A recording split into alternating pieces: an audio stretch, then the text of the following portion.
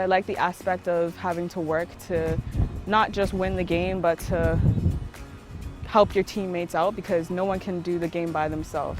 What rugby means to me is just a bunch of guys coming together and understanding others' opinions and points and just getting together and having fun. It teaches us something, and it's a fun activity. I decided to play rugby because watching you boys at Tatum looked fun as they tackle people and stuff. I learned that when you tackle, don't put your head in the middle, because then they'll obviously knee you in the nose or hit you in the head. Tackle with the shoulder. I like tackling. I think tackling is my favorite thing. It's very fun and it's exhilarating. It's aggressive. I met new people since I've been playing rugby, and it's fun. Not much women play rugby, period, especially contact.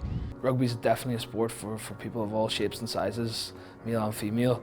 A lot of people think it's just too hard. They think girls are going to mess up their faces. Rugby looks fun. I would love to have had the opportunity.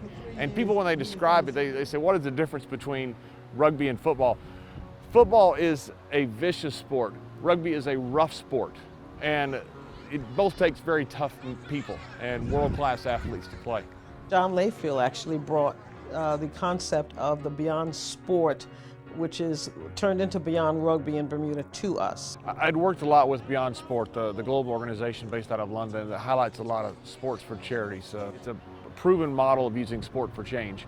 And I wanted to do something here in Bermuda. It's been an awesome program. They come, they got a chance to get a snack, do their homework, and then they go to play rugby. A sport that not many children got involved in, but it's become quite popular because of the Beyond Rugby program. I'm what they call the therapeutic support to the Cedar Bridge team. When students are going through different things or having different challenges on the field, the program really aims to reach the highest risk kids, and we really do our best to break all barriers. So each kid that comes to the program gets a ride, has the option to be transported right home at the end of the night. Some of the kids in the program might not get meals, so we feed them at the end of every practice. On the field, they have to learn how to communicate with each other. And when they're in Homework Academy, it's the same thing. We hold them to a pretty high standard. When they come to Homework Academy, they know the structure and what's expected of them. It's just amazing an opportunity to help these kids and to see how if you just spend a bit of time with them, they actually absorb information like a sponge. My son Brandon's been playing for about 4 years. He wanted to try the sport out, and I said, well, what type of sport is it? And he said to me, rugby, and I didn't have a clue what rugby was about. Brandon really took it serious. There's one sport that does actually cap me. When we've actually really cared more about not just wins and losses and the athlete, their sort of benchmarks, but actually find out how things are with them. I think they feel more that the coach actually does care about them as a person. The thing that I learned from my coach is to never give up and to do all my best in school and on the field. My coaches encouraged me to play on the national team. Being able to work with and have conversations with them and help guide them or connect them to different services or programs or positive opportunities or creating and helping build them to be better people, that's what I get out of it. I really enjoy being able to do that. Unfortunately, we've had a couple of young men passed away. Coach Patrick, the families thought so much of him that he did the eulogy at those funerals.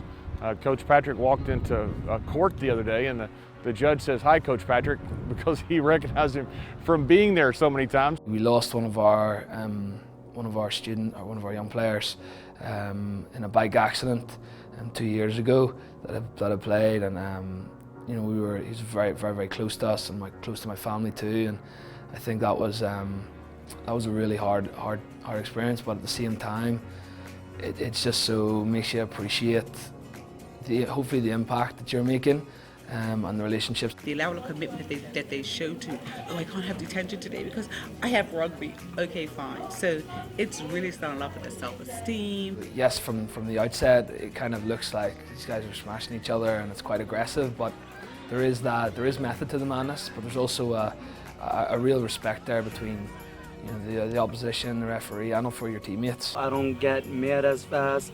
I know how to work with people more.